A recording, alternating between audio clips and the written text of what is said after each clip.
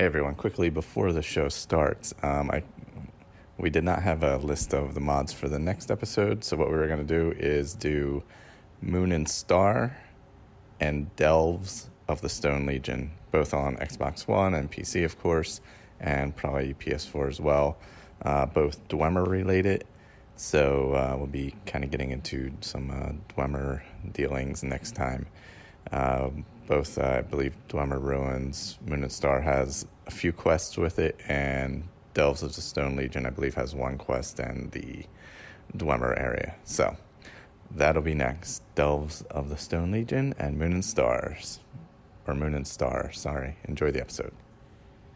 You can support this show at patreon.com/ASAPodcasting.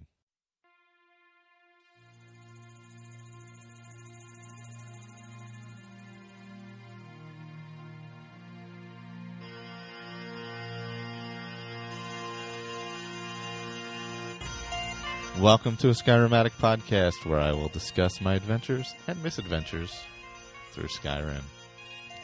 Join me. Add your stories. Add your tales. Let's get into this thing.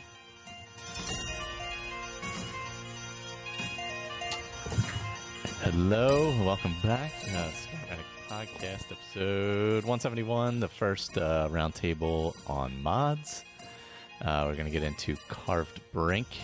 I'm Michael. I'm joined by Ray. Hello. And Victor. Howdy, howdy. And Colin.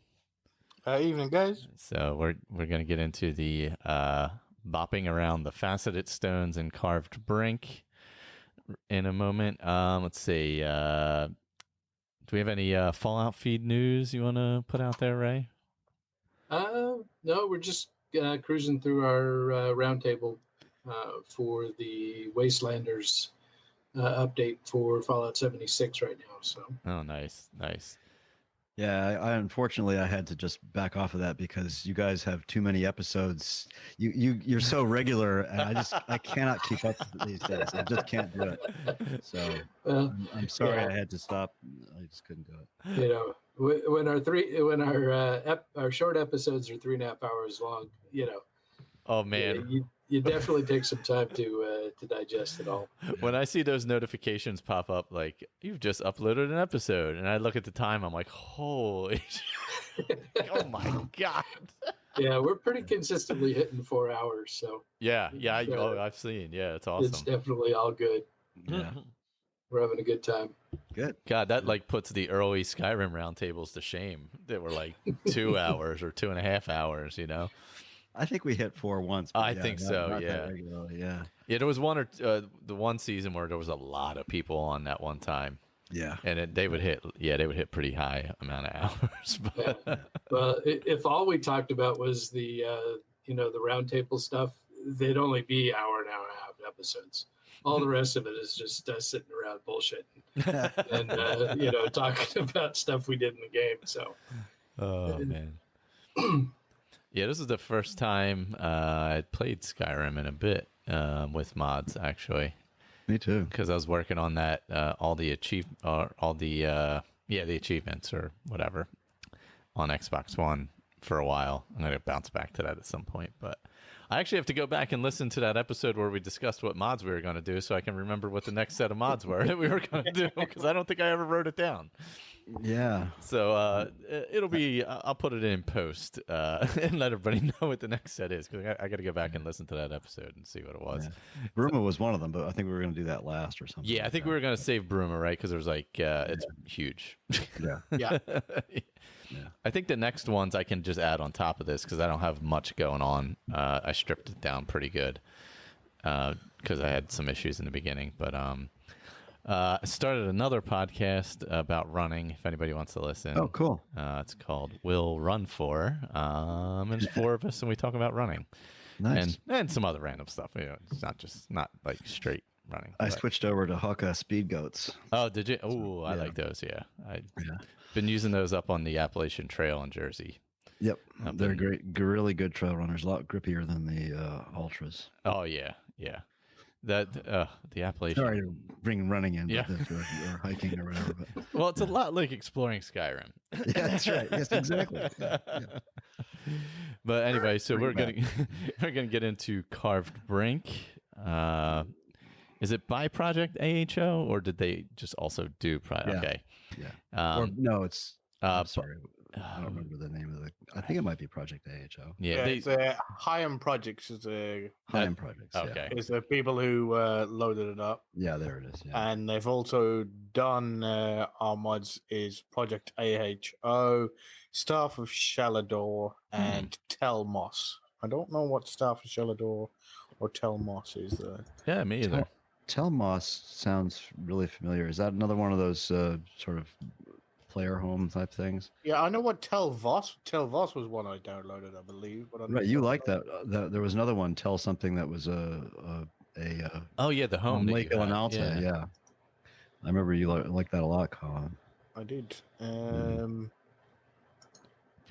Let's see. AHO release projects cover of him as sub AHO ship.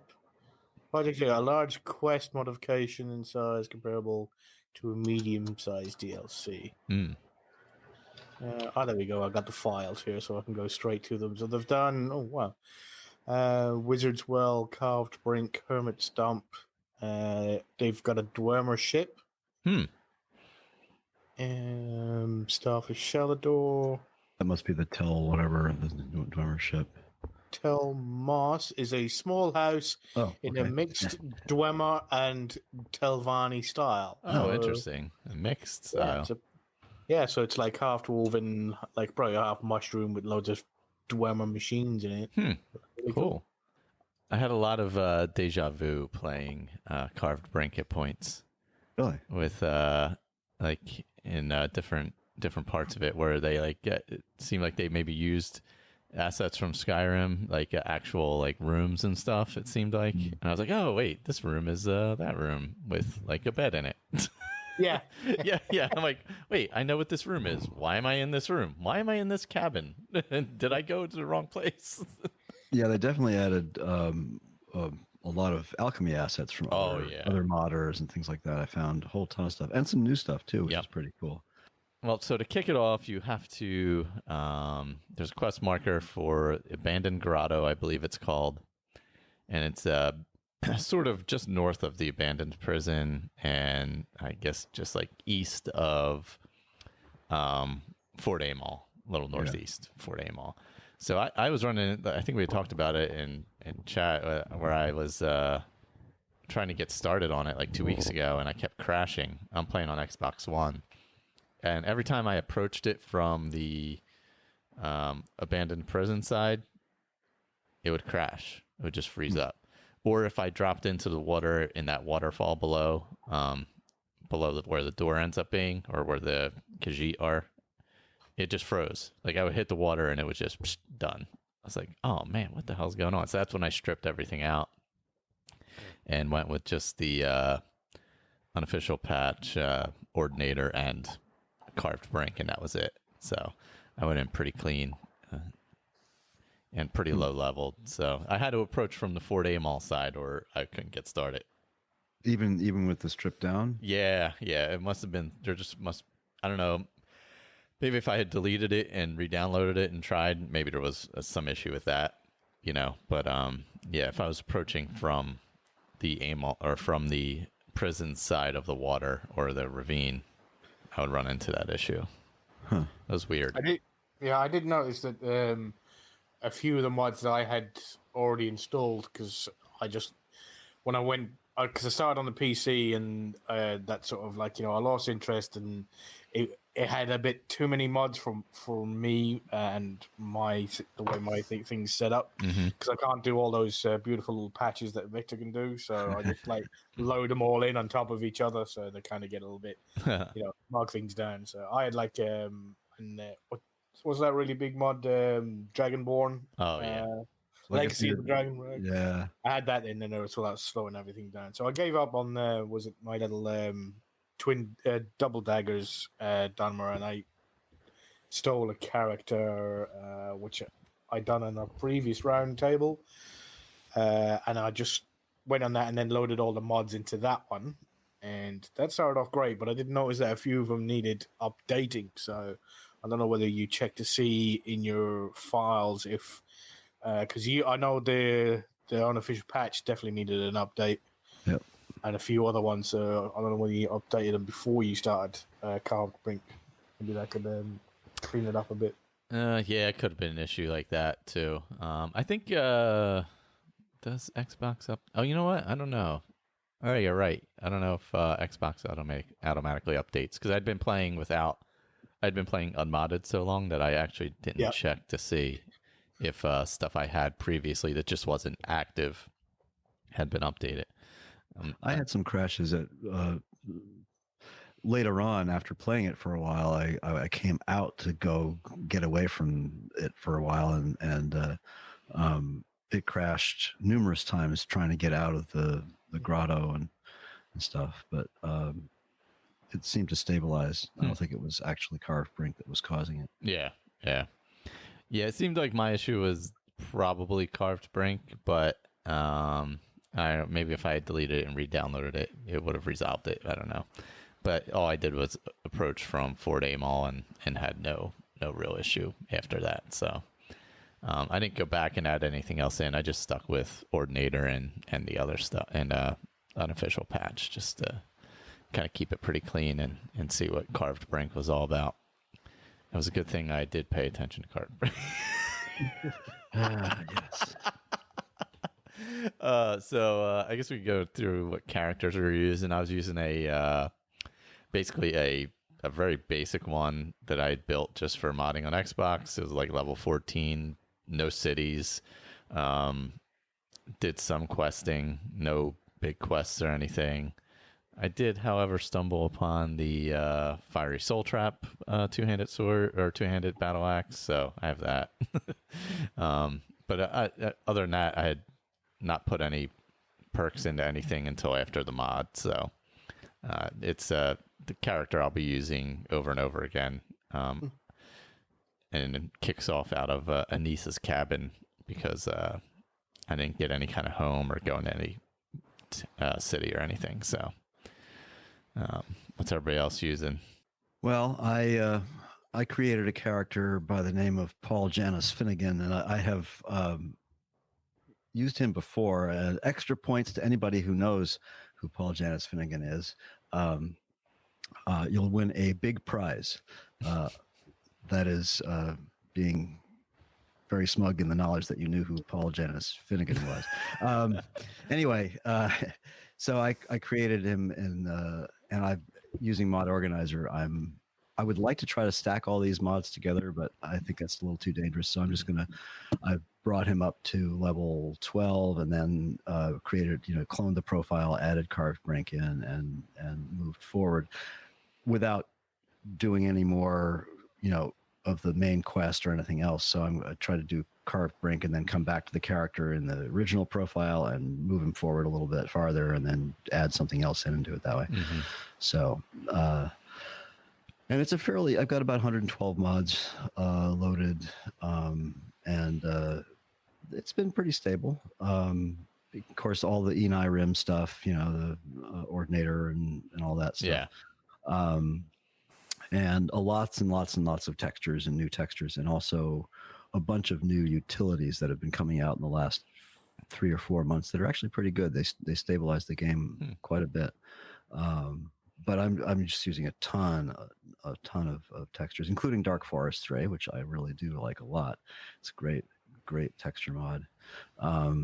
And the usual, my favorite things, lockpicking, UI, and a few other new signs and costumes and things like that. Some really good stuff. And then the usual life mods like Ultimate Combat and Hunter-Born, Campfire, I Need, Ars Metallica, that stuff. So that's basically the loadout. Oh, and lots of ENB crap, of course. I always forget about adding Ars Metallica, and I really love that one a lot. Yeah, it's great. It's very stable and just it just exists and does its thing and does it really well. I did like now it's been so long since I've used it. What was the other one? It was by Cryptopeer, Complete Crafting Overhaul, which she just updated recently. Anybody who is following that sort of thing, it's actually in a lot of ways better and more granular, but it's a little less stable, and maybe it's more stable now because she updated it with a lot of patches and a new version. She actually came back to life about 6 months ago and started updating her mods and stuff. So yeah, I every time I've got Ars Metallica downloaded on the PC and on the Xbox, and then I start playing, and then I try and craft some arrows, and she makes me go and buy feathers. So then I take it out. Oh God! Oh, that's right. You do have to get. boy, the that's feather. tough. Yeah. Getting feathers there, man. Yeah. Tell you what. You know, well, I mean, you can get yourself in a lot of trouble killing chickens. So That's true. It's very that's true. a good point. Yeah. Yeah. That's funny. I don't. That's one thing I don't do in Ars Metallica is ever craft arrows. I just buy the damn things because they. I craft them if I'm like grinding, smithing in regular vanilla. I'll craft a lot of arrows because they don't weigh anything. Right. Yeah, that makes a lot of sense. I never thought of that. And that's one of the reasons why I like Ars Metallica is because it gives you smithing upgrades for doing, at the tanning rack and the smelter and everything else, which is nice. Yeah, for a little bit of everything instead of just specifically at the forge or tanner or whatever. Yeah, I think that's mostly why I use it. It is pretty bare bones. I mean, if you want something a lot more, like I said, granular, complete crafting overhaul redone is the way to go. On a PC anyway. I don't think it's available on Xbox. Yeah, I started out at level 13 but had realized I hadn't really picked a fighting style. So I decided, I think I haven't done dual wielding in a long time. And so, I started, focusing on getting that, set up. Before I knew it, I was at level 30. Oh, wow. So, Damn. That's a quick jump. Yeah. It was too. I mean, it really caught me by surprise. It's that sneak attack bonus, isn't it? Every time you kill somebody from behind with the double daggers, you get the damage from the dual wield and the one-handed and the sneak attack all at the same time. Oh, that's right. You're getting multiple. This one I'm not. I'm doing this one stand up, so I don't have any of the the sneak or because my default is sneaky daggers. So I wanted to try a more stand up style on this one's like a dueling rogue type thing. So he's got a ebony axe in one hand and ebony hammer in the other, which is nice. from Immersive Weapons, but it's also considered a war axe. That's nice. Using Ordinator? Oh yeah. But it was like one day I'm level 13, the next day I'm 30. I'm like, how the heck did that happen? I felt like I didn't level up too much in the mod itself. I mean, I guess I went up 7 or 8 levels from like 14 to 22, maybe.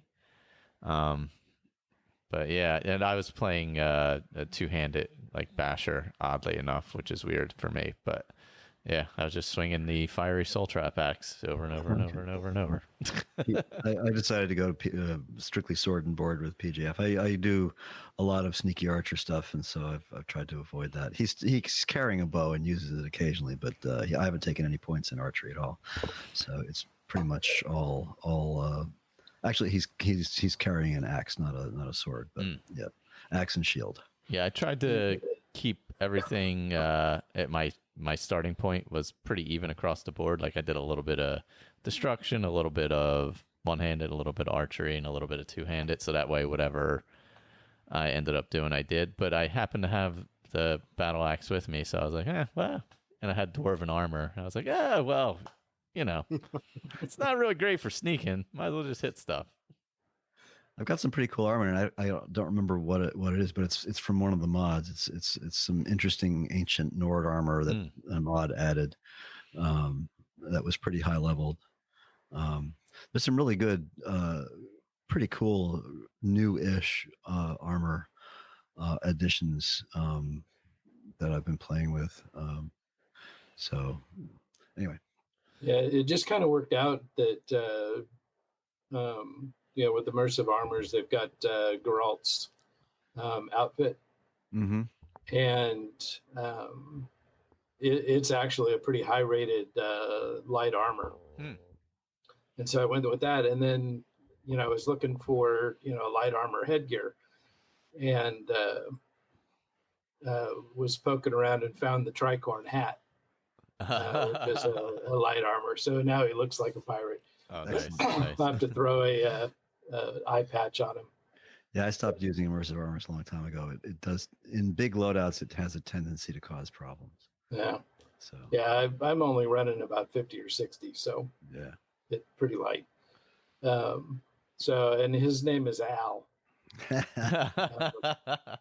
from the family of Purpose. Oh man. Yeah, I always have a hard time naming characters, so I figured, well, you know what? He's just kind of there, so he's all purpose. Everything's kind of even, so I'll just call him Al Purpose. that's funny. We used to, this real world thing. I had some colleagues. Not that I didn't really know them very well at all, but they were the laws of father and son laws, and we used to call them partial and total. Oh. And they pretty much were. Oh man. Colin, what are you running with? I can't remember the roundtable we were doing, but it's the Cater Corellius an Imperial, and he had just I went in and found like that character, and he was unmodded. I must have been trying to do the achievements when you were doing them. Yeah. And I found a save that was like around about like, because I usually save, and then I have like 300 of them, and then my game really slows down, and then I have to clear them all out, and I have to do them like one by one, like click X, next one, click X, and then I'm there for like 20 minutes deleting like 200 saves. But I deleted them, but I always leave a few in there, so I'll like go down and I'll see one. Oh, that's one where he's outside, level 50 yard. I'll leave that save there. Level 40 yard, leave that save there. And I had one there, level 35. Oh, nice. And he was out near Markar somewhere, and he was like level 96 sneak. Wow. With the whatchamacallit, the Thieves Guild Master gear on. So he had he had done all the Thieves Guild, done all the quests. He had the Amulet of Articulation. Who knew that he he couldn't talk to anybody when he fucking got there? Oh man. He was again doing double daggers, sneak, and everything like that. And I in carved Brink, I managed to get him up to 100 in sneak, which on Ordinator is this. I think it's the Laughing Ghost perk. I think that's what it's called. And what is it that gives you a power that you can use where you instantly, like you choose a target, you teleport directly behind them, and then sneak attack with a dagger, and you do 15 times critical damage or something like that, and then you teleport back. It was. Isn't that the one that Couch Warrior was using for his what was that bizarre character he created? It was really cool, but he was using that in conjunction with something else where he would teleport and exchange places and do all kinds of just insane damage. Yeah. There's a teleport spell in Apocalypse. Yeah. But I'm not too sure about what, because I don't watch Couch Warrior. I'm not too sure what he was running out there, I'm afraid. But there is one where you actually, there's the teleport spell is that it turns you invisible, and then I can't remember what it's called. Ghost walk. Yeah, ghost walk. You walk for about 15 seconds, and then when the invisibility breaks, it teleports you back to where you were. Yeah, I think he was using a combination of things. May have been one of those teleporting runes too. Anyway, I think that was Laughing Ghost was part of it. But anyway, doesn't matter. Ghost walk is great for a dagger player. Yeah, that seems like it would be for daggers. God, I haven't played double daggers in a long time. I really like that style. that sneak and get right up behind them. God, it's very satisfying. Yeah. I've been playing a lot of Hitman though, so I've been basically doing the same thing. Yeah, I just started back into Sniper Elite the other day. I had what was it? The daggers I was using. I actually because he was an enchanter before I changed. Because when I loaded in, obviously he was unmodded, but when I loaded in, it was all the mods. And overnight, I refunded all the perks, so I took all the perks again. But he previously was an enchanter, and he had double daggers, double glass daggers, one called Immobilize and one called Immolate. So it was one with a fire damage and one with a paralyze on him. So he was like, but when you're dual wielding with a paralyze in your left hand, it never activates. Oh, Ever. Really? Yeah, I never got. I keep on getting like so and so resisted paralyze. I never get it when I'm dual wielding power attacking because you're obviously going with the power attack when you're doing sneak attack from behind. That paralyze just never activates. I know I've used definitely paralyze is one that I love having on there when I'm doing dual wielding like that, but I don't know if I've ever noticed that. Yeah, I wonder if it's because they're put into combat when you hit them with the first weapon, that it helps them resist paralyze on the second weapon. Yeah. If you switch hands, maybe it'd work better. Yeah, I have where I when the sneak fails and you sort of you kind of touch their butt instead of actually, and you're like, oh, hello, and then they turn around and then I'm sort of I'm just jabbing them with the left hand, so you're kind of hitting them with a butter knife. It's not Pretty much, yeah. And you've still only got 100 health because you've put everything into stamina. Oh, exactly. And you're you're doomed. You break. I did paralyze, work. Ah, finally work. Run away. Oh man. Yeah. Well, that's where Ghost Walk will get you out of trouble a lot of times, because if you screw it up, you just hit them once with either hand, and it teleports you back to where you started. Usually out of harm's way. Hopefully, yeah. Yeah, I mean, that's illusion, isn't it? Or is that alteration? Yeah, illusion. Yeah, because he had a fairly decent illusion because he was using, obviously, Sneak, he was using the muffle spell. Muffle, yeah. Yeah, muffle, invisibility, those all really, those are super helpful. God, invisibility is so overly strong. It's ridiculous. Yeah. So last round table, I had my sneak double dagger, but the assigned armor was heavy armor. So whenever I would blow sneak, I usually had enough protection to be able to fight my way out of it before they killed me. You had to survive it. So I guess getting into the mod, you make your way to abandoned grotto, and is it 3 or 4 Khajiit right outside the door? I forget. I think there's 3 to start. One of them is having a conversation with the other 2. Yeah. They're very disappointed in him, and he leaves. And then they offer you. You were offered some moon sugar. Yeah. I woke up. I was like, "Hey guys, what's going on?" Yeah. You are obviously smugglers, and I am the Guildmaster of Thieves Guild. Give me my cup. And I was like, and they gave me some moon sugar, and I was like, oh hey, thanks. And then it says, have that notice comes up, decide what to do with the moon sugar. Yeah. So I went, and they were like, nope, that's the wrong decision, bucko. So that guy runs inside, and the other 2 attacked me. Well, apparently all the decisions are wrong decisions, because I didn't eat it, and then told him I didn't eat it, and then I think I ate it, but I was already being attacked by the time I ate it. I was like, wait, let me just eat it real quick. Maybe that wasn't the right answer. So I ended up being attacked, or I was attacked once I went inside the door. I wasn't attacked outside. I was attacked inside the little grotto or whatever, where the hut is. Or where the workshop is, I guess, essentially, in-house. once I got in there, I was like getting crushed by the Khajiit, who I couldn't see because there's so much foliage in there. Yeah, there is. Yeah. And then I couldn't find their bodies once I killed them, so there was that whole problem. Very interesting.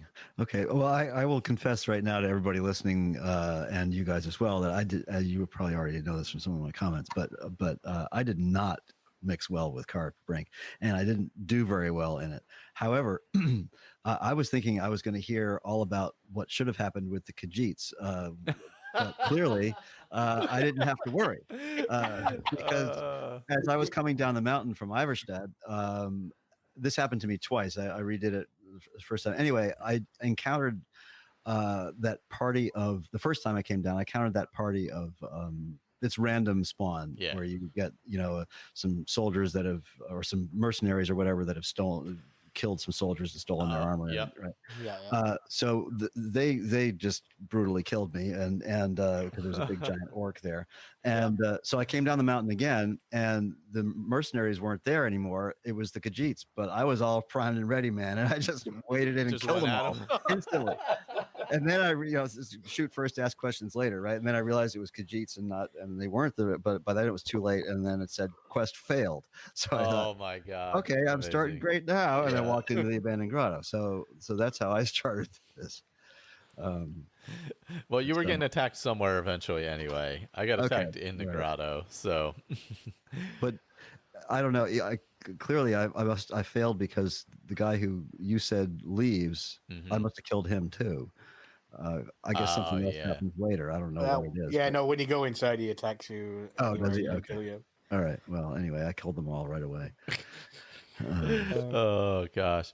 Yeah, so then you get in, either, cleanly or you kill them inside. And then that's where you have to explore the 3-story home / workshop / lab, whatever you want to call it. And it took me a while in here, quite frankly. I did find the imp and talk to him a lot. He wasn't super helpful with directions. That's a bit of a stretch, that one, but yeah. I'm trying to respect the voice actor who did it. It's good. You had to find some... Yeah, he made a decision. I'll give him that. Oh, yeah, he did. He made a decision, and he said, I'm going with it. Now, whether anybody likes it or anybody hates it, I'm in between. There were some parts of it that I thought really fucking good, and I like what he was doing. The other parts were like, wait, what did he say? Yeah. And I just couldn't decipher what he was saying. So that part was like, obviously other parts were frustrating me. So that mixed with that was that. But I don't fault him for going with that, and I don't think he made. I don't hate it. Was what I'm saying. It doesn't. It didn't ruin the game. I was like, no, I see what you're doing. You've made a choice. You've gone with it, and at no point did it it didn't change. No, so you weren't sort of thinking.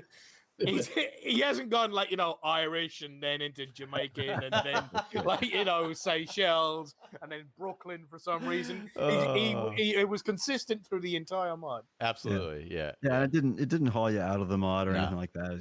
It was fine. No, I found it a little grating after a while, but it was fine. The thing that blew my mind was when I had stopped to take a picture and realized that he was sitting on my shoulder. Yes, yeah. It took me a long time to realize that for some reason. Yeah. I think because I was going mostly in and out of first person. I was mostly in first person, but bouncing out for different things. And then at one point, I realized that you could use the power button on the controller to talk to the imp. And I'm like, oh God, he's on my shoulder, because it zooms out and then you see it, and I'm like, oh, he's been there the whole time. Oh, I didn't even notice that. I had no idea what was going on. But you have to find, what do you find? Like somebody's journal, Sumerian, is that what it is? Or Simeon? Yep. Simeon's journal. And then you have to figure out exactly how to get to the faceted stones and all that. You go into the safe too, right? Which that took me a while to figure out. It was kind of a cool effect. It was fun. You actually, go inside the safe and it becomes a big room, and you can see out the open door. Yeah, that was pretty neat. The room you were just in.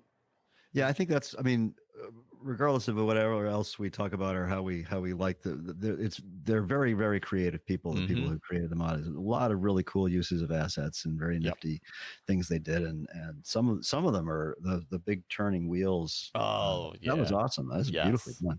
So, yeah, that I've got a lot of respect for the work that went into it. Yeah, that I was gonna bring it up later, but seeing as you brought it up now, I was gonna say when, like, looking at the mod overall, it was and it made more sense right at the very end when you got that little pop up when everything ended. Was these were modders that were trying to make something of their very own. It wasn't really an extension of Skyrim. I didn't feel obviously there's a lot of lore there. There's like the Daedric Prince where he's bringing that in, but the world that they created and everything that happened in there, it seemed like they definitely wanted to make it their own world. And it's not in the you've got none of the rules are kind of exactly the same as what they are in Skyrim. It's very different here, and things work different, and that's what they wanted to do. They wanted to do something different. So when that pop-up came up saying that they were looking to make their own game, that made a lot of sense to me. Yeah, I would say they definitely accomplished that. I would say it's like when you're playing Oblivion and you go to Shivering Isles, how it feels so different. Not on that scale, obviously, but like you feel you're in a different place. Yeah, there's somebody else is telling this story. Yeah, that the minute you get there, this is somebody else's story. They're trying to say something else. Yeah, exactly. And so you go in the safe and you get what you need there, and it's very Alice in Wonderland when you're in the safe. That was the impression I had too. Yeah, it's very cool. So then you open the portal and head to the Faceted Stones. So when I first got into the whole Faceted Stone area, which is basically the whole menagerie of floating islands, essentially, or mini islands or rocks or whatever, man, I had a hard time knowing what to do. Yeah. That was where I really oh wait, there was the one to get into the portal you had to read the book though, right? Because you needed to know what words he said to get into the portal. Yeah. So you had to absolutely read his journal or you wouldn't have known the password. Because I think I just guessed abracadabra at first because I didn't read the journal. And I was like, you know what? I should probably just read the journal. It's like 3 pages. I mean, come on. I should just read the damn journal. Yeah, I was exactly the same, but with the first time you meet we'll talk about it later when we get to it. Oh, yeah. I was jumping ahead. No, I know. I done exactly the same thing, but in a different part. Yeah, I know what you're talking about. So you go through and you're standing there, and there's like kind of you're on this first island, right? And there's like a lantern at maybe like 15 steps ahead of you, kind of. I guess you would describe it as like a lantern, right? Or like a shrine almost, something like that. And you can kind of see other ones like randomly, but like, so you get this spell. Oh, what the hell's that spell called? Why did I just draw a blank on that? It begins with a T. Something light, was it? What the hell? True Path. Yeah. Yes, True Path. So it doesn't really use any magicka, I don't think. No, it didn't. So you're supposed to shoot that at the next closest shrine, essentially, or whatever you want to call it, waypoint, whatever you want to call it, and that just basically teleports you to that location. But man, it took me a while to get that down. Yeah. I think that's where I stopped after the first day. I played it a good bit, explored the house and all that kind of stuff. And then I was like, I need to take a break because I'm not figuring something out and it's really frustrating me. And then I came back and that's when I started like aiming at them a little better and going into first person. And then I started to kind of figure out how to bounce back and forth. But then I would get to those gates you would go into the ones that are like doorways and had the gates that you couldn't open. Right. And then there was like no way to lockpick them. There was no keys. I'm like, well, what am I doing? And then I finally figured it out from there. I don't know how did anybody else do in that kind of whole figuring out how to explore the Faceted Stones essentially. Yeah, I was aiming too high I didn't. Me too. Yeah. I was aiming aiming at the light. Same. for the light, and eventually discovered that because a couple of times I missed and ended up shooting too low, and that worked. I'm like, oh, shit, okay, I was shooting at the wrong spot. And it also has a range. I don't know. Can you increase the range of it? I didn't ever figure I don't that out. think so. I think you can only go to whatever the closest one in that direction is. Yeah. Yeah, I did the same thing. I just sort of explored for a while, just went every place I could, and finally figured out. Then I got lost, of course, and couldn't find my way back to Me the. too. And then I figured that one out too. I don't know that was totally by accident. But looking at it, that's whatchamacallit, that's whirlwind sprint, just in a hand spell, right? Yeah, pretty much. Yeah. Yeah, because when you land, yeah, that's true. Yeah, it drops you like when you end whirlwind sprint. That oof, if you hear, yeah. When you get to the next whatever light or whatever it is, place to die. Yeah, yeah, and then. Oh, hello! I've landed. Ah! Yeah. You've just landed. Here's a fight. Yeah, that's already started before you got here. Yeah, here's a gold star. It's in the shape of a mace. Oh man! And especially for a dual wielding character, you've got one of your weapon hands is tied up with this spell. Yeah. So you'd land in the middle of the corrupted shades. Yep. And I landed in the middle of them two-handed and had to switch completely because I had no weapon. Shoot, yeah. And I had like healing in my other hand. I had like True Path and healing. So it was like, this is going well. I had Lydia with me, so she helped some of that, but she lagged behind on the teleports. Yeah. No, she was with me as well. She was in Nordic armor with Dawnbreaker, so I was fine. Nice. Oh, nice. Yeah, perfect for the shades. Yeah. Oh, that's perfect. Yeah. Yeah. So let's see. You go through a few of them, and then don't you come across? Is that where you come across the stranger after a bit? Yeah. When you travel enough through the things, he's like, "Oh, you've been here a bit." Mm-hmm. Sort of like, and then he starts talking at you, and then he's like, "Look at this test," and this is the part where I'm like, "This is me." Yes. Like the diary. I was like, "Yeah, again." He was like, "Blah blah blah blah, like poison." All right, yeah, this is where you drink both bottles, right? He was like, Yes. "No, both bottles. What are you, a fucking idiot?" Yes, I did the same thing. He's like, "What are you, a fucking idiot?" He goes, "It's hit one of these two that's poisoned. Why are you drinking the two fucking bottles?" Yeah. Oh my god, I did the exact same thing. And he was that's like, what I did too, and I- I questioned myself, so I went back and watched the video, and evidently it does it no matter what you drink or don't drink. Oh yeah, because I switched to give them both everything, and it didn't really help. But he didn't. He wasn't like, "God, you're so dumb. Why did you drink that?" Right? It's like, man, you're so cruel. Why would you do that? Yeah. You just took the only thing that could save them and just drank it. Yeah, wasn't one of them like, this is a vial of poison and this is a vial that could cure the disease? Yes. So the cure doesn't actually cure the poison that you drank. That you drank. Oh god. Yeah. Yep. I was like, yeah, this is definitely this is players fatigue. I'm gonna go and I'm gonna put something else on and I'll be back. just stay there. I'll be back. Don't worry.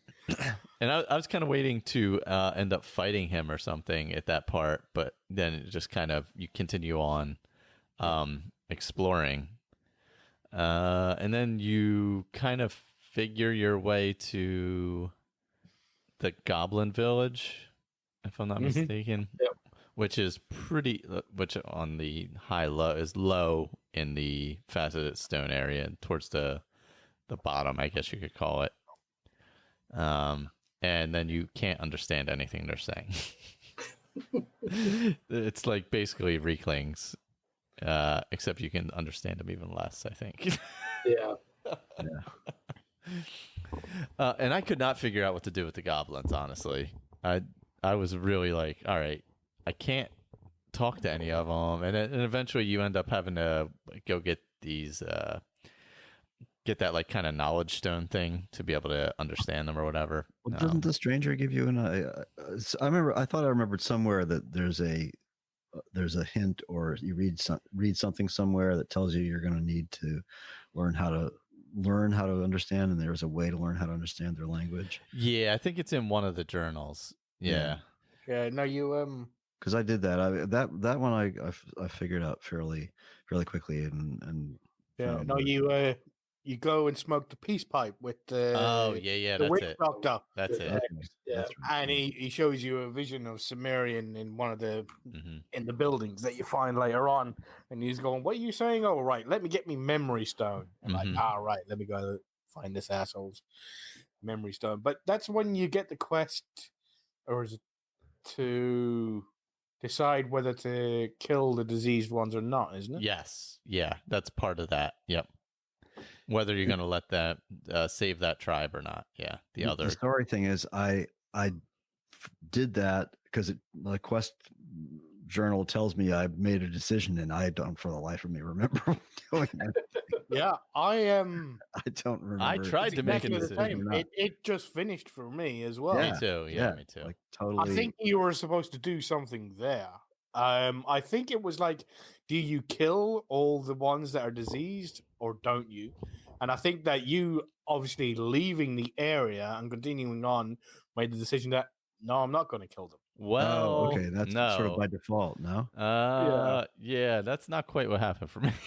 Oh, okay. Because I wanted to save them, and I'm like, how do I save them? I spent a ton of time. So after the first goblin area, you find the memory stone thing, where you can open the different doors that are basically in the way shrines. So like if you play Dawnguard, the way shrines, it's the same way shrines. Yeah. And they have the gates that allow you. So there's all these gates that essentially access this one room from the different points that you can then unlock from the inside. And then that's where you get the memory one. You go into that altar area or whatever it is. And then up high, there's the other two doorways, I think. Yep. You got to teleport up to those. Yeah. So anyway, you get the memory stone. That was nicely done, by the way. That was a very, very pretty area. Oh, it was super nice. Yeah. Oh, you know what problem I was? All right. Lots of hanging moss in there too. There was a lot of hanging moss. Oh no, this is for later on, but never mind. So so then you get to the darker goblin area. They're supposedly diseased or whatever, and you're talking to them, and it's like, do you want to save them? And I'm like, yeah, I want to save them, but like I'm like, well, how do I do it? I don't know how to save them, but maybe I should have read something. And I just went on after that and ended up going to, find all the way up to the top where you find what was the woman's name, began with a G. I never found her. Oh, Guy Lendrell or something like that. Glendale. Yeah. Did anybody else find her? Oh yeah. I found her. She was a talking frog. Which was bizarre and interesting. Very existential. Yeah. It was another like Alice in Wonderland kind of feel to it, kind of vibe. But and then from there I went and continued because on the other side of that area you can go to the throne room where you go all the way to the top and there's a couple goblins up there and they let you in this other portal. And then there's two sections in that next area, I believe. There's where you find her, and then where you find the stranger again. Did you battle him in the altar or whatever it is? You go to the throne room, not the altar room, the throne room, where you have to like hop from thing to thing in his. I did get there eventually, but I didn't get there that way. Oh, okay. Yeah, so I went. That's how I went. So then I get to there and battle there's like a Dremora and then some other like funky looking thing that was basically a Storm Atronach, reskinned with like all kinds of funky like ingredients and stuff. And then all of a sudden, so when then I went back to the other goblins, the darker goblins, they were all dead already. It was like quest failed and they were all dead. I'm like, wait, but I didn't make a decision. Like, what happened? I was just following the quest. Wow. So that's kind of what happened with my thing, and that hopping to get to the throne room when you're playing two-handed, and then the stupid the what are they again? What are the ghosts that pop up? Why can't I remember the name? The shades, the corrupted shades. Yeah. So every time I do some big battle axe swing, I'm like falling off of those platforms that you're hopping to get to the throne room. I'm like, oh my God, I've died like 5 times just trying to kill things. Oh, God. But that was like kind of what happened with me with the second goblins. They just died on me when I got to that point of the story. Yeah, I was so intent on progressing along. I wasn't, I was like, okay, I'll get to you guys later. Just hang tight. That's what I thought too. And so, when I got to the throne room and took care of business there, that goblin quest failed. Yeah, yep, that's what happened. I got notified that the quest had failed. So what do you have to fight in the throne room? Is that where the dragon priest is? No, okay. that was the dragon priest was before that. Oh, okay. I didn't fight the dragon priest though. Oh, okay. No. The dragon priest is oh no, that was in side quests with yeah. the mammoth. Okay, yeah, that's basically all I ended up doing was side quests. I did lots and lots of little fetch quests, trying to figure out how to progress through everything. For the first goblin group. Yeah, I ended up just doing a bunch of stuff, and I ended up killing the dragon priest, and that's a pretty cool area too. But ultimately, there's not much there really. Yeah, just 3 little side quests. Yeah. Yeah. But I had an issue. Did the dragon priest attack you? Me? Yeah. Yeah. Oh yeah. No, see me. I just killed him swinging at him, and he never attacked me. Huh. I hit him like 5 times.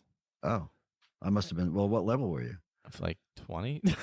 Oh, huh. Literally, like I would chase him around the room. He wouldn't attack me at all. Oh, and okay. No, he was after me. So I had a weird glitch where I didn't get attacked at all. It was just strictly me beating the dragon priest to death. was essentially all that happened. There was literally nothing else happening in that room. And I was like, when I entered, I'm like, oh wow, look at this. There's this giant door or what looked like a door up above with all the like you would use a dragon claw or something on it, Yeah. And I'm like, oh, okay, I must be able to find something here. And like, this is going to be a tough battle with this dragon priest. And meanwhile, like he popped out and then like, I'm like, oh man, I'm pretty low level. This is going to be tough. And then he just like floated around and never attacked me. Huh. So it must have just been a weird glitch where he just did, that happened. I've had that happen other times with in vanilla Skyrim as well. But I was like, what the hell? Why am I not getting attacked at all? I'm like, this is weird. Like, there's got to be either something is going to come up and get me and I'm not ready for it, or there's a glitch. But it was only that did it, because I went in and did the mammoth as well, and that did attack me. Yeah.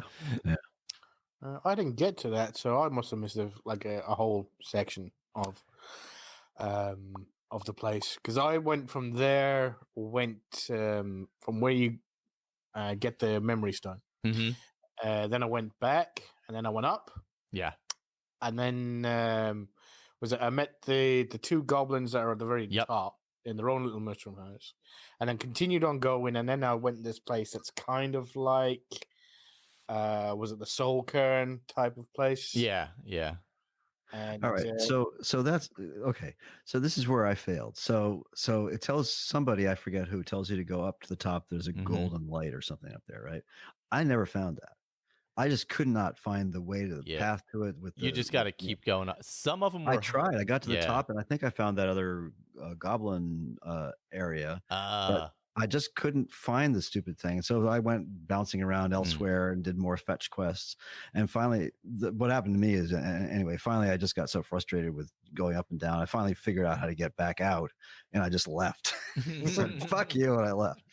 And then I meant to go back, and then just things happened, and I just never actually got back to look. So how do you get to that? To the which obviously progresses the main thread of the quest, right? Yeah, I just went as far up to the top as I could, essentially. Well, is there two ways to the top? That's possible. Because I went out because you go out the gallery side, which leads you to where the memory stone. You can go out the opposite side, and it seemed to be like an area where you could there was one of those shrines that came up out of the ground. Oh yeah, and it was like a kind of house. Mm-hmm. It looked like it was. Yeah, that was the housing area where you found all the notes. Oh yeah, the notes from all the different people that had lived there before the disease had taken over. Oh, okay. And also I didn't search that area. I just sort of found that, and then I saw that you had to jump down. So I thought, well, I might not be able to get back up, forgetting about the teleport spell. That's been the thing that's been running through the entire game. So I went, I better not go down there. I might not be able to get back up. Oh God! And then turned around and went back out the other way. And then as I was heading back, I walked past a gang of goblins that were walking past me, and it was just people passing in a subway. That's all. They were just going down this platform with arms shifting to one side, and they're like, "Oh my God!" I was like, "Right, see you later, guys." And then I went out the other door, and then I went up from that door all the way up to the top. Oh, okay. And that lets you go to the golden. So I don't know whether you were at the wrong door, Victor. I don't know whether that had anything to do with it. If you were at the opposite side of the gallery side, if you went out that side, you might not be able to get all the way up. I was probably misinterpreting what I was supposed to be finding as well. I thought because there's that big sort of glowing area up there that looks like it's the light source for the whole faceted stones. I was trying to get in there, and maybe that's really not where I was supposed to be going. So, well, when you get up near the top, because you don't actually get in that big light. Well, you do get in that big light area, but it's when you get to the top. So, actually, did you get to the when you were going up? Did you get to another smaller island with just a single goblin house on it? I think so. Yeah. Yeah. Well, if you there was a bridge attached to that. If you walk across the bridge, there's a portal there. And you just activate the portal, and that takes you into that light area. It does. Yeah. Okay. Maybe that's not the portal I thought I found. I don't know. Good Lord. I need to get back in there and look and because it's not like a light area. It's all full of these things that those fucking things that show up in the Mages Guild quest when Ankana does a shit. Magic anomalies. Yeah. So you have those, but obviously reskinned, and then you have some giants that are reskinned, and they're walking around this area, which is like a smaller version of the Soul Cairn. Okay. Yeah. No, I definitely didn't get there. Yeah. Well, that's where you get through there. Get there by going through a portal right at the very top where that single goblin house is. Okay. You get to the goblin house, and then you walk up, and then there's a shrine? There's a big statue that's hidden in all the brush, and that takes you in to fight the big epic spider. Okay. Oh yeah, I forgot about the big spider. Yeah. Yeah. I destroyed it, sneak attacked it from behind, and just one shot, 11 times crit damage or something like that, just obliterated. So there's no big epic fight or anything. Oh boy! But when I did see it, I turned around because every time we moved for 5 seconds, the minute Lydia was behind me, she's in big honking fucking heavy armor, and you get severe penalties to that for sneak with Ordinator on. So literally, she moved one foot. Everything was coming from all over. So I got in there and I seen that spider. I was like, "No fucking move! Stay still." All right, fine. And went over and sneak attacked it. But yeah, when you get to that top island, there's a little bridgeway, and not exactly a bridge, it's like a slope going up. Yeah. And then when you get to it, there's a half destroyed, it's like a statue that's been half destroyed, and the portal's on its side, and you activate that portal, and it takes you through. Yeah, well, I remember the bridge and all that, but I guess I missed the portal or couldn't get through it or something. I don't know. But yeah, that's pretty much where. By that point, all I want to do is get out and breather from the faceted stones. I needed to get out because I was so incredibly over encumbered. Yes, that too. Yeah. Because I went through the residential area, with a fine tooth comb. And there's a ton of stuff. So much loot in there. Yeah. You do get met by the stranger there, and he shows you what happened to all the snow elves in I've there, seen that bit. I've seen where that they'd bit. gotten the disease and became enraged and fought each other to death. But yeah, that whole area is just jam packed with stuff. Yeah, I had to get out and get rid of all my alchemy ingredients because it is an alchemist's heaven in there. Everywhere. It's just full of cool new ingredients. And things. And yeah. And I will say that it's like very nicely designed new loot. All that snow elf goodness with all the different types of soul gems they got in there. Yeah, I like how they did that. Yeah, and the potions are actually powders. Yeah, I loved all of that. Yeah. And the soul gems work the same way as I haven't tried any yet. So no, they did. Yeah. Yeah, that all looked really good. I really liked it. And it set it off so you knew you were in a different place and you weren't just collecting all the same things. Yeah. Horrible names for those alchemical ingredients. I couldn't pronounce any of them. No, me either. It was definitely like swamp area ingredients. That's what I was like, oh, I don't want to touch that. Fungus and stuff. Yeah, a lot of that kind of stuff. Yeah, a lot of spores and fungus and. Yeah, the poison bloom is something that's from another mod asset, though that wasn't original to them. That's right. You can get poison bloom as its own standalone ingredient in a little tiny mod. The poison blooms in whatchamacallit, Dawnguard. Are they really? The when you go to get crap. The bow, the Falmer bow. Yeah, Oriel's bow. Yeah, Oriel's bow. Yeah. When you go into the Falmer area, when you're going through, the Vale type thing, that dank cave. That's it. With all the. Wow. I thought that was gleam blossoms that are there. Not they are there, but there's also the poison blossom. Yeah, okay, well, I totally forgot about that then. Oh, cool. Okay. Oh man, I haven't been through that in a long time. I did get to the. I expected. Going into the residential area that it was going to be, a linear thing where, when I got to the far end of the residential area, I would then get to the next place. And, try as I might, I could not find anywhere else to go.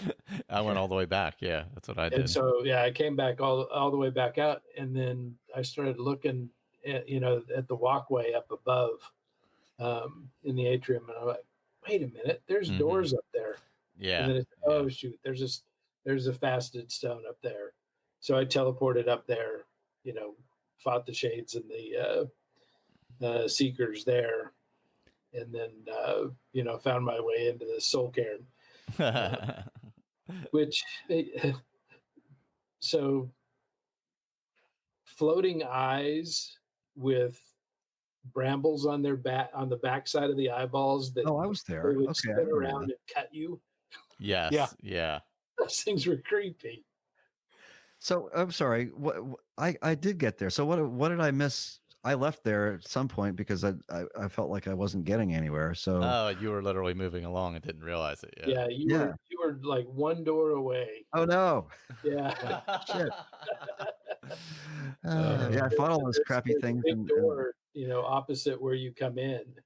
Do you have to have a key or something, or did I try to get through it and didn't have the right thing with me, or a spell, or what? No, I don't think so. Through it. So I'm just lame, is what you're saying. Well, there's two. Is there 2 or 3 big doors there?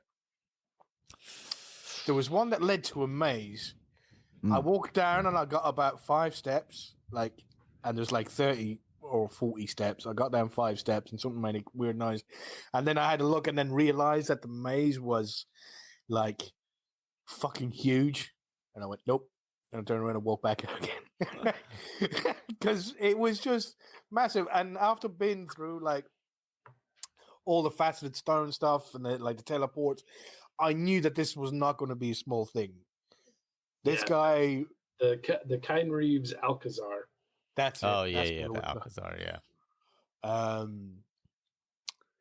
No, this was called a Seeker's Path. Oh, I didn't find that.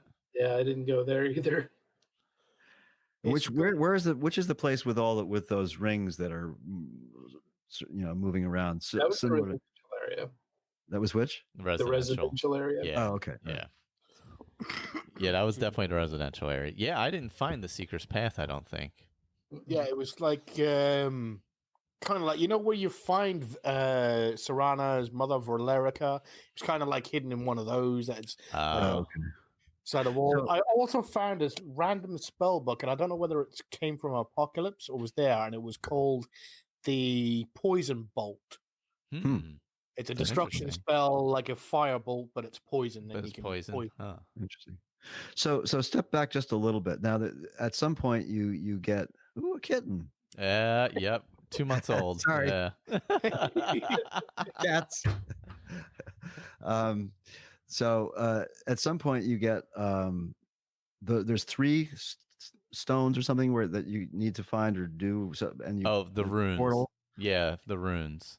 The runes. Okay, is that part of this? Because I had all those. Those are the and 3 side quests. is it side quests? Yeah, 'Cause for I the teleported all those goblins. places Yeah, as well. yeah. So none of that has anything to do with this. They were just the side quests for the goblins. The gold. That's right. That's a very cute little kitten.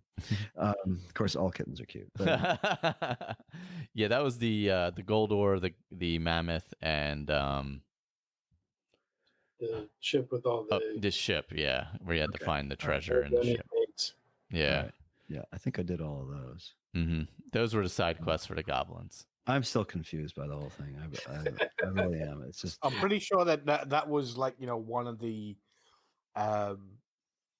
whatchamacallit, one of the points of the mod to confuse you. yeah Yeah, I the, think like, so. not linear and not easily understood. It was supposed to be like a different realm. Yeah, I to think that's really explore. Yeah, I think that's a mistake that a lot of sort of amateur game designers make is to say, wouldn't it be great if we made things like completely nonlinear, and forgetting that can make things almost impossibly difficult. Even though, you guys finished the main quest, but there's lots of places you never found. Yeah. So Yeah, there has to be a thread tying things together a little bit more. But I just probably haven't played it enough to really pick up the thread. I don't know. It's really well done and all that, but it seemed I never really picked up on what I was supposed to be doing. Also, the quest markers are very Yeah, I think that's Skyrim shit. I will say. Yeah, I think that's Skyrim shit, not mod shit. So yeah. I'm pretty sure. Was it you, Colin, that said if you go somewhere and come back or something like that, they'll reset? I didn't know. But yeah, if you went inside it, because it was like one of the side quests that I did do was going to get the stones for the the witch doctor or the wise goblin, and he when I went inside his the quest marker was obviously pointing to him, because the chief says go talk to him. And I couldn't find him, and all the quest markers were going on. So I just started walking in random houses. I walked in a house, I came back out again, and then there was a loose, instead of the quest marker, which has got the white arrow framed in black, which means it's somewhere inside. Now there was a loose arrow somewhere. I was like, you bastard, I found you. And I was looking all around for the loose arrow, but it was just a quest marker giving me the general direction. I didn't have the floating quest markers. So I had to get the floating, just turn those on, where it has the literally arrow pointing towards the top of his head. Oh, okay, yeah. I turned those on, and then I found him, and I was like, "Oh, I'll try that again." So every time I lost my way, I teleported to a house, ran inside, came back out. That's again how I had to find the spider, because it was saying, "Go here and kill this thing that showed up, and then get us these stones." And I was like, where do I have to go to kill this thing? I can't find it. Quest marker. So I saw the house there. I went inside the house, came back out again, and then it was pointing directly to the statue. Okay, yeah. Yeah, I kept getting the ones that they're floating in space, and you get to it, and then it's behind you, and it's always always just off a little bit, and you weren't never getting to it. It felt like I felt like I had that issue for a little bit too. Yeah, that was really frustrating. And yeah, you were probably right. That's not the mod author's fault at all. But it's possible that there is a mechanic in Creation Kit somewhere that they didn't use or something, that because that never happens in the vanilla game. I mean, at least I don't think it does. Yeah, I've never noticed it where it's off terribly or anything like Yeah. that. Yeah. I also think it's difficult with the way the faceted stone area is set up. It's such small landscapes, each little piece, that, and then if it's off by a little bit, it's on like the edge, and then you're like, oh, well, am I here or am I not there? Or, it's such a small area they're dealing with each little place you land that I think that might create a bit of an issue too. And I definitely fell out of the trees of both goblin areas, running up and down the range. Yep. I definitely fell out twice, and they were pretty high, and you would die. And you would die. Well, the best was, so we're using the True Path thing the whole time. I get to, was it Alcazar's? Is that what it was? Or the Kine Reeves Alcazar. Kine Reeves Alcazar. So I get there and then try and stop using True Path and try and jump like onto the pipes coming out of the wall and stuff. I'm like, oh, I must have to like jump through to this pipe over here, not shoot the spell that I've been using for the entire mod to transport myself around. Well, I mean, yeah, because you get in there and it's, they're not the same. You don't have the same little targets to shoot your spell at. And that was the thing, right? I'm not too sure exactly how the story thing, but that was a spell Simeon came up with, right? And he developed it because it was going, using the beacons or whatever as the lights that were made by snow elves. So what did that spell have to do with this Dremora and his place and those big chain fucking things with lights sticking out? I mean, you can see how you would get confused that you weren't supposed to use those. That you didn't need to use those spells to try and get up there. Right. Yeah, it took me a while to figure it out. He had originally interacted with Cimmerian, himself, so that may be where he got the spell to start with. Oh yeah, true. Yeah, I feel like I have to go back now and find the Seeker area that you were talking about. I don't think I got there. I mean, I definitely battled some Seekers along the way, of course, but yeah, and I didn't do the spider either, so I got to go figure that out. Okay, yeah, I did do the spider. It's gigantic. I don't know how much. So 2 quests failed for me when I, fought the Kine Reef. So I don't know, what I'm not going to be able to do. Yeah, I think now. 2 failed for me as well. I wonder if one of them was that. One of them for sure was the goblins. The infected goblins. Yeah. But I don't remember what the other one was. I might jump back a couple saves and see. Yeah, so I went into. So there's a big black puddle, and that takes you to Frog Girl. Mm-hmm. Right. And then she just spoils the entire mod for you. Not spoils it as in makes it bad, spoils it, and she tells you the ending. And you're like, okay, all right, I understand it, because it's one of those things, you've already been here before, and I know what you're going to do. I know what you're going to ask. You're going to ask that, right? But I've already told you the answer, and I told you the answer the last time, so I don't need to tell you the answer again. Okay. And then she gives you like 50,000 in gems. I was like, what? Can we leave? So I didn't get to her until after I had taken care of the Kine Reef. Oh, okay. Yeah, see, I found her first and then went to Kine Reef. Yeah. So I said, oh, and by the way, I killed this guy. And she said, yeah, I know. Yeah, I know. And then Imp's got legs. Yeah. Oh, yeah. Yeah. Yeah, because she was hanging on to them. Yeah. Mm-hmm. Oh, my God. Yeah, and then I went back. Did any of you guys leave him there, or did you take him with you to the Kine Reef? No, I left him. Yeah, I think I left him. Yeah, I left him too. Yeah. I took him. I believe I took him out of the place. He's now out in Skyrim with me. Oh, is he? Oh, no. So, Be yeah. interesting to see what he has to say about your further adventures. Yeah. I Yeah, haven't tried to talk to him because I really didn't want to. that- I forgot. Like, it took me a little bit to figure out to use the power to talk to him. Like Yeah. the shout button. I was like, oh god. That flashed up on the screen so fast that I Mhm. was, busy looking at everything else. Yeah, I'm like, Because you get to I that. know it said something I could do to talk to him, and I've got this, Mhm. this prompt saying I need to Yes, talk to you need to him. talk to him. Yeah, yeah. That was where I'm like, all right, there's got to be something. I'm like, oh, duh, what am I thinking? Let me check that, and it popped up. I'm like, okay. Yeah. Because then he leaves for a bit, comes back, and all But, that. But, yeah. the only thing you could really understand is when he said, when he called you good looking. Yeah. Yeah. But I assume it was the same quests for both goblin villages, those side quests. Yeah, there's those portals that are there in the Mhm. forest around them, and which don't work. And I think it leads back to Skyrim, those portals, so they can go in and raid and bring shit Yeah. back.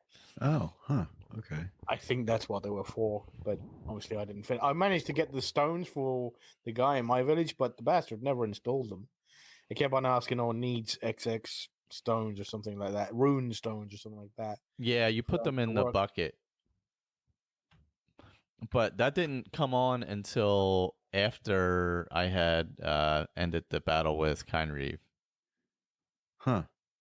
I think mine. Don't they go in the bucket automatically once you've used them? Yeah, you use one at a time and then select the area you're going to. Yeah. But I didn't notice. But I also didn't go. I think I don't know if I tried to get them on before I went into his area or not. Actually, now that you mention Yeah, it. I didn't. I just smoked the peace pipe and then told him toodaloo. Mm-hmm. And then when I came back down after the battle, I just did them actually this morning is where I hopped in and did those side quests. So I assume both goblin villages have the same quests for those 3 runes: the mammoth, the gold, and the ship. Oh, is there a portal in both the villages? I guess. Yeah, there is a portal at the other village as well. Yeah. But it was definitely prompted at the Dark Village and not the other village, the original village. So that was definitely something that was prompted for you to find the stones for them. Okay. Yeah. So what was it? I found the puddle which leads to Miss Frog. Then I found a shrine with 3 graves, or 3 coffins, and it was kind of like whatchamacallit, a snow elf, from the Dawn Guard quest line, or the Dawn Guard DLC shrine there. And that's where I found the spell book, the poison thing. And then sort of you circle around the walls. That's where I found the walls that leads into that massive doors, and you go into that massive room which has the really long bridge leading to the light, which finally leads you to the Kynreeve. And then there's the other room was as I was walking around it. As I said, there's kind of like a building like you would find in the Soul Cairn, kind of like where whatchamacallit, you meet Valerica. And when you go there, you go down some steps, and then there's another door right at the very, very back. Really thin, skinny door. And you go through that, and that was the Seeker's Path, I believe. And I got in there, I went down the steps, and as I looked out over it, it was just what looked like this massive maze. I was like, I know how big this mod has been so far. I'm just looking at this, and I was like, nope. None of my quest markers were in here, so I was like, I'll get back to you. All right. Yeah. I'll and then I turned around and I went back out, and then I followed the quest marker, and then I found the huge, like Southern Guard doors, weren't they? They were probably doors with from Southern Guard at the end of the thing, that how big they are. And you go through there, and then there's some more whatchamacallit, those dark hoppers pain in the ass things. The that they dark. were. Oh god, yeah, the dark hoppers were getting me good. Yeah. I don't know why they were doing more damage to me than the corrupted shades. Yep, same here. And then you run across the bridge, and that's where I got teleported to the Kind Reeves. I don't know what you call it. Kind of like you're going after Donkey Kong, like he's up there chucking fucking barrels at you. And you're bouncing from area, trying to climb up to the top, or Sonic the Hedgehog or something like that. And then you got to teleport. Yeah, one of the little bastard, like modding bastard, where he's like, you put all these bushes up there as well, and then you're walking around. There's a fucking hole in one of them. I fell down. I was like, no! And luckily, I landed on a precipice just below it. Oh man, You bastard, you! And he was like, he done it on purpose. Yeah. It was, literally, I was I was probably climbing for a good 40 minutes to an hour by that time. So I was like, "Don't move, don't push me, Lydia." oh man. Save. I definitely fell a few times myself. Yeah, and I was bopping around, and you kept running into the corrupted shades and the seekers and the hoppers, and then all of a sudden, this dark elf woman is throwing ice spikes at me. I'm like, oh, crap, where'd this come from? Oh man. It turned out when I spun around, the label on it was treasure hunter, and turns out I've got Imperious races on, and there's she had the Grail of Brittany on her, so killed her. But then so once you get that, I've got 50% faster magicka and stamina regen now. Oh, nice. So that's pretty badass. I've actually played that, and I've never found that bloody treasure hunter. Yeah, I never had seen her before, or him. I guess it could be either one. But yeah, so I was kind of. I wasn't sure, there's just so many unexpected things in this mod. I was just rolling with it. Okay, I'll kill you too. Oh man. Anybody want some lemonade? Oh god. Finding a lemonade stand in the middle of nowhere. But, so finally getting into the throne room and talking to the Kind Reeve. It was a little bit anticlimactic. Yeah, I gotta say. So, yeah, I agree. Here's this big Daedra, and he's talking to you, and I'm not going to be able to let you leave. Yeah. What was his excuse? Was seeing that fight with you with the Atronach was like it stirred my blood or something like that, and now I want to fight. Yeah. That was pretty much it. So, I think I did one dual wielding attack against that Atronach, and then turned around and came back up and said, "Okay, what's next?" And so then he broke out his big two-handed mace. And I mean, I didn't even wait for the thing to, for the quest to advance. I just attacked him. Yeah. Yep. Expecting them to be, some big battle. And, he took 2 dual wielding attacks and went down. I think he might have hit me once.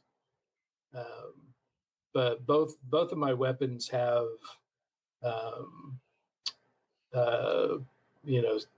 steel health. Oh, okay. So I got back more than enough to finish him off. Yeah, it kind of. I talked to him for a bit, and I was having a look at all the dialogue choices, and some of them I was really well, let's try and find the one that's the most innocuous one, and then it sort of like just led me off on a path where it just didn't make sense. Mm-hmm. So he wasn't the stranger. He wasn't the dragon priest or the Kind Reef pretending to be the dragon priest. The dragon priest was somebody else, right? Well, I got the impression that he was the one that was the stranger. The stranger. Mm-hmm. That was the impression I got. So you do meet another Kind Reef after you finish the fight with him. Yes. Mm-hmm. Who looks like the stranger. But the conversation with, Uxag. Yeah, because he's you got the Kind Reef, but then he's a Daedra like Markinaz or something like that. So he's like one level above. He's like a regional manager instead of like a store manager. Yeah. And he's I can't remember what he was saying. I think he said he says this is all very confusing. I don't know why he was doing what he was doing. I don't know why he installed cameras in the women's dressing room. But we're going to have to investigate. And so then he kicks you out. Yeah. So, he tells you, I'm kicking you out. You can't come back. And throws you back out into the pit. Yeah. And that's when you get the pop up and says like, thank you very much. And we're looking towards making her ongoing. I think it was something along those lines in there. Yeah, gives you the website. And then so at that point, that's when I got the map marker to find Galetta. Oh, okay. You got it then. Yeah. Yeah, I found her before that, so I don't know what that changed or not. Other than, like Colin said, she told you everything beforehand. It's a strange mod, but it sounds like it's certainly well done and interesting to climb around. Yeah, it's very interesting, looking, discovering things. The story was, kind of interesting. Definitely creative.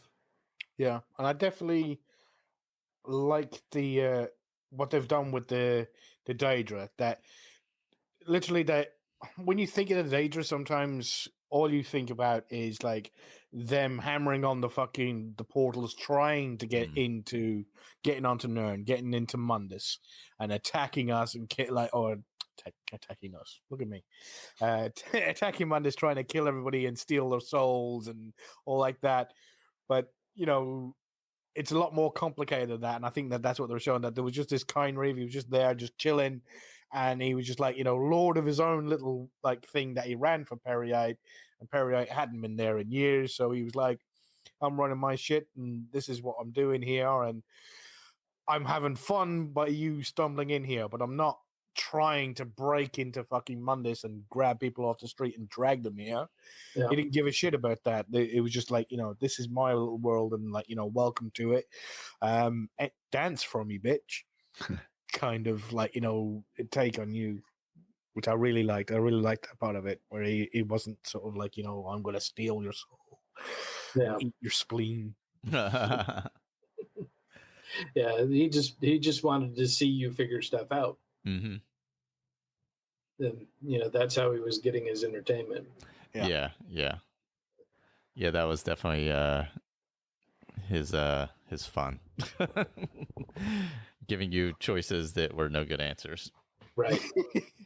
Yeah, that became very clear at the end that it didn't matter what you did on any of his tests, they were all gonna fail. Yeah, pretty much. You failed the whole way through. Because you had to get to the same point again. So yeah. So we have some feedback. Brett, who is Birch Vid Games on Twitch, had emailed me like a week or so ago. He's going to kind of play along on his Twitch channel. He just started streaming, so Oh, cool. but he sent some feedback talking about that. So let me pull that up. What's his Twitch channel again? Birch Vid Games, BirchVidGames, all one word, of course. But let's see. Here we go. Hello, fellow Skyrim addicts. My name is Brett, and I am so excited to play along with the Skyrim Roundtable. I've listened to quite a few of the ones in the past, and I'm so excited to actually be able to play along this time. I used the character generator from the website, ASAPodcasting website, just kind of as a jumping off point. And so my character is a Breton male with a ratio of health 3, magicka 1, stamina 2. My skills are one-handed, conjuration, and speech. And my Civil War is the Empire. And I'm kind of excited to play around with a lot of the bound weapons, conjuring a sword and using magic a little bit in that way. But I've never played as a Breton, and I'm playing with the Imperius races of Skyrim Mod, so I'm really excited to see how that all works. I'm playing with a couple other mods as well, Ars Metallica, Holyarkin Farm, and a Ordinator, obviously, and a couple others. I don't have Carved Brink enabled yet. I will play through about level 20, and then I'll add Carved Brink in after that. But I'm excited to kind of see how this goes. I am also excited because I am going to be streaming my playthroughs on my Twitch channel, which is Birch Vid Games, BirchVid Games. And I'm really excited. If you want to, feel free to come out and join. But I'm really excited to see all the conversations and to hear all about your characters. And I'm just excited for this to start. So hope to hear a lot here soon. And I'll see you guys once we start our characters. Excellent. Yeah, thank you. And obviously, if anybody else hops in and plays Carved Brink after this, feel free to send in what you thought of it as well. Hop in and play it. Use the character generator like Brett did. That's still up on there. It's just basically a Google Doc that randomizes, I believe, or a spreadsheet that randomizes, essentially. And gives you the different characters and characteristics and stuff like that. It's a great way to play very differently than you've ever, we all fall into our typical characters. Nah, never. At this point, 27 years into the game. Yeah.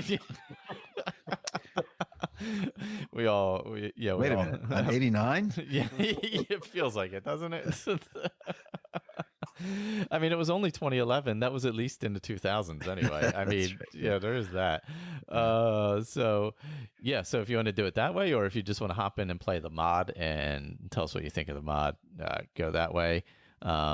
I think because of the nature of this one, we're going to be hopping in and out of characters a little bit because of putting different mods in and different characters in and stuff like that. Yeah, I'm going to be sorry to lose all those alchemy ingredients, though. I may just... Oh, I know. It's a lot of them, isn't it? Yeah. So yeah, if you... plus, I definitely want to go back in, at least on that profile. And play some more. Yeah, do send that if you find that list. Yeah. I'm going to listen to that one. See if I can make more mods interact and see if I can continue with this. I think most of the ones we came up with, and I probably typed it up somewhere, were smaller until we got to Bruma. Yeah. So they could probably be laid on top pretty easily with these. Because I would like to not lose everything that I just got as well. Yeah. I got ebony coming out of my ears now. Yeah, that's a danger with these things. Yeah, I'm like, wait, now I'm like level 21. I can kind of start doing stuff. I want to enchant some things and level up my battle axe. I want a different battle axe. I haven't played two-handed in so long. I don't want to throw away this character right away. Yeah. And I got that ancient Falmer armor too. And I'm like, oh, it looks pretty neat. I might run around in that a little bit. But I don't. I think was that light or heavy? It's light. Oh, that's right. Yeah, I'm using heavy. I Well, couldn't find any boots though. I think I did find boots. I don't remember where. I found like 3 helmets, 2 cuirass, and 8 pairs of gauntlets. But Yeah. no boots. Where did I find the boots? Maybe in the residential area. Yeah, I don't remember. I think I got everything except for the helmet. Yeah, I think I got it all. I started putting it on the one mannequin in the Sumerian's workshop or whatever it is, or the house, or where the safe is in the beginning. You definitely get the impression that they set that up to be a player home. Oh yeah, definitely. Yeah, and you could easily use it. I mean, it's right by. You just go in one extra. Essentially, you're just entering the area. You don't have to enter. You have to enter the house after you enter the grotto. Grotto. So it's kind of there's 2 doors instead of 1, basically. Yeah, I thought about it, but then I changed my mind. Yeah, I got a niece's cabin. I mean, it's got what I need. And I have Eleonora's Holla house. Ah, yeah. Which is right across the street from Hunting Brew. Yeah, that's a nice little. I love her house mods. Yeah. They're great. They really are. Yeah, and this one's one of my favorites. Yeah. It's really compact and small. Yep.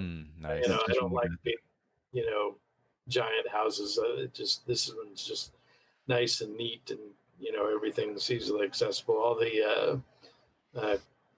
the forge and all that stuff is outside. That's nice. Yeah. That's So how you don't have to go in the house to use it. We had a question in the Facebook group about houses yesterday. Where was it? I lost it. Yeah, he was. For that one, I suggested Sean. Lakewood Manor as it should be. Yeah, he's best house in Skyrim. I need an enchanting and displays mostly, like mannequins and weapon racks. Yeah. Money is no issue, and mods are welcome. Thanks in advance. He is on the X-Bone though, so I think that Eleonoria one and Lakeview Manor, as it should be, I think they're PC only. I think. Are they? Yeah, because that Lakewood has got that downstairs with just a crap ton of weapon displays and armor displays. Yeah, it's got that safe room, isn't it? It's got the I can't remember what it's called. Basically, you could display all the stuff that you stole. Yeah. Well, there is if you wanted to use Creation Club, there is Tundra House, which I used, and it's right. It's trying to get my bearings, due west of Whiterun. So basically, if you are coming from Riverwood, and you go over the bridge as you're about to make the left at the meadery. Okay. If you were to go straight, it's on your right hand side before you get to the the farm there, L'Orealis farm. Okay. I would say it's halfway between the bridge and the farm. That's nice. It's because he said he's built Lakeview Manor, and he said if he choose the right rooms, then there's about 10 mannequins and plenty of weapon racks. Yeah, that's definitely more mannequins than this has. This is very like Ray was saying, it's more of a compact home, but it has I think 6 mannequins, a bunch of displays. The crafting is outside except for alchemy and enchanting are in one room, right next to each other, so it's real simple to go back and forth between the 2 of them. But the smithing is all outside and all. I like that. Prefer when all the stuff's outside. Yeah, I'd rather have everything outside. You can come back.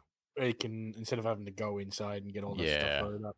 He did add on a reply later on that he'll buy more houses later when he gets the Baronzaya perk. So, oh man, it looks like he's doing the Baronzaya quest. So, you're gonna have good luck with that. Yeah, you're gonna have those location markers downloaded. Oh man, yeah, doing that without the markers is like,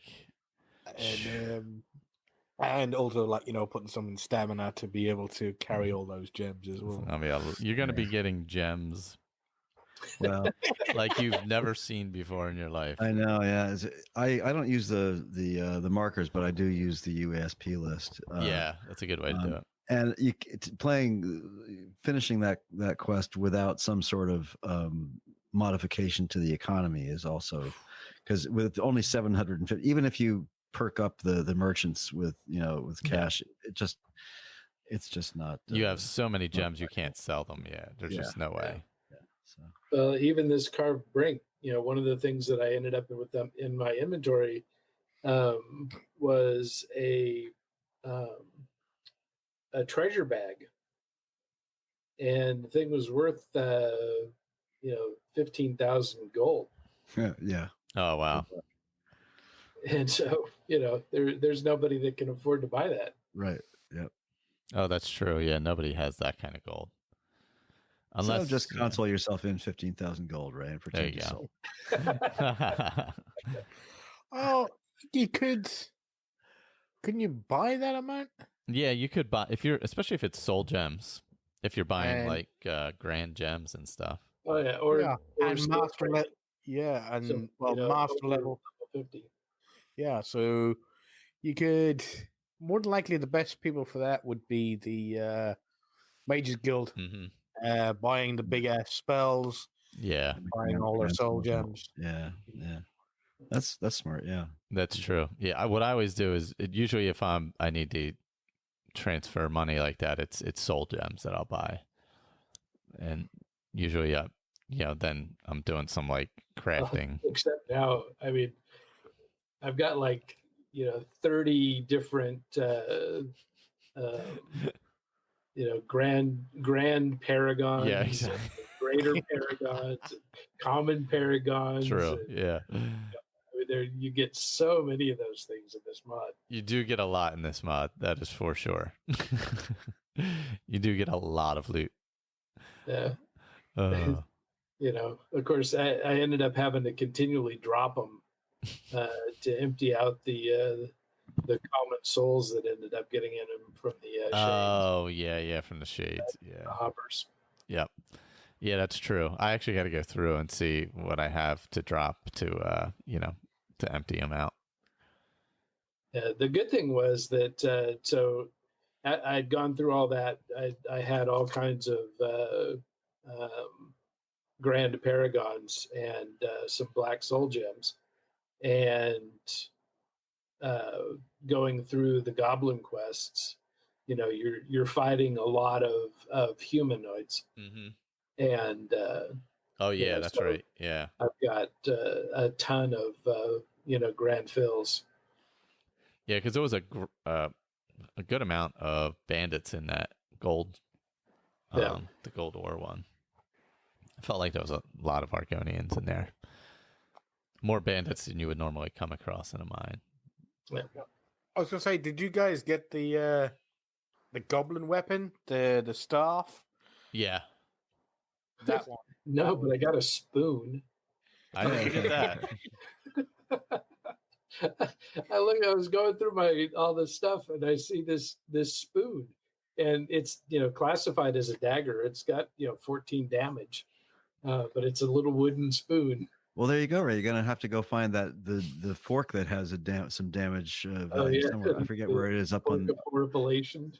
Yeah, and dual wield that. That's true. Yeah, that is true. The goblin weapon I got was a staff that had a thunderbolt enchantment on it. So like the thunderbolt spell, the one above chain lightning. Oh yeah, on the staff. So that was pretty nice. It didn't work very well against the shades. No, I think the one I had fire, possibly. Mine was. I was level. Maybe it's leveled. Might be. I was pretty low level. I was probably level like 16 when I got it, maybe 17.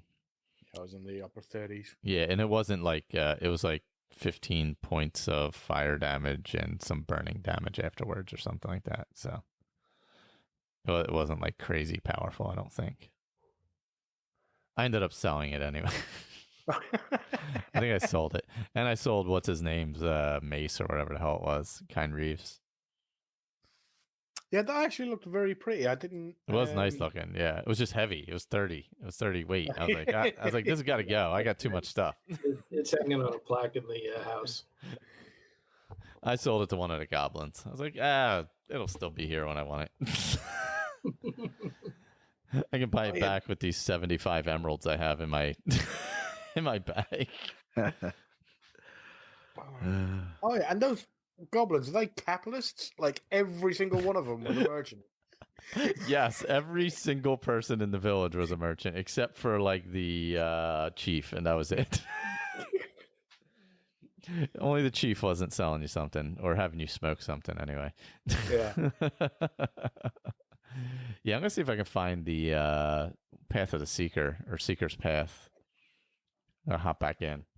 Yeah, I got to go back and look for that. Mess around with that. And I also have to go back and listen to 2 episodes ago when we made the list of mods that I apparently did not write down. I'm sure I did write it down and put it in a notes pad somewhere and don't know which one or where. So I will definitely find it and add that as an addendum to this so everybody knows what Or they are. just come up with another one. Yeah, exactly. It wasn't too difficult. I think I may have favorited all the mods on Bethesda anyway. Okay. So I didn't forget them. So I'm sure I have them. But oh gosh. Oh no, I guess that's all I got for this one. Anybody else? That's pretty much it for me too. Mhm. Sorry I didn't complete it, but that's part of it. Part of the roundtable experience. yeah, really. Yeah. I feel like there was more to this mod that I still need to find. Yeah. Like I think on a second playthrough where I had kind of a basic knowledge of where to go and what to do, I could find more and explore more. So I might even do that. Might just start at the beginning and kind of play through it again with better knowledge, Yeah. Yeah, it's definitely a deep, rich mod as Mhm. far as just locations and things to find and Mm-hmm. places to get lost. Yeah, for sure. And seeing it's all like its own self-contained world, it Mhm. doesn't seem to get into the rest of your shit. It's just that one little location. Once you go through that door, then you're in it. But once you're out of it, then you're out of it. So Yeah, that too. Yeah, once you can kind of hop in it and hop out of it, and then you're back in regular Skyrim. All right. Well, until the next one, which probably next month sometime, we'll do I think we had 2 smaller mods we were looking at. I forget what they were, but again, let everybody know. And if you're playing along, you can email at skyrimmaddictpodcast@gmail.com. Make sure you check out Birch Vid Games and check out his playthroughs at a Roundtable and other stuff. I know he was actually playing Skyrim the one day I was checking him out, just before he was playing the mod itself anyway. And that's all I got. Cool. Good to see you guys. Take care, everyone. Yep. Let me stop. night, guys. Night all.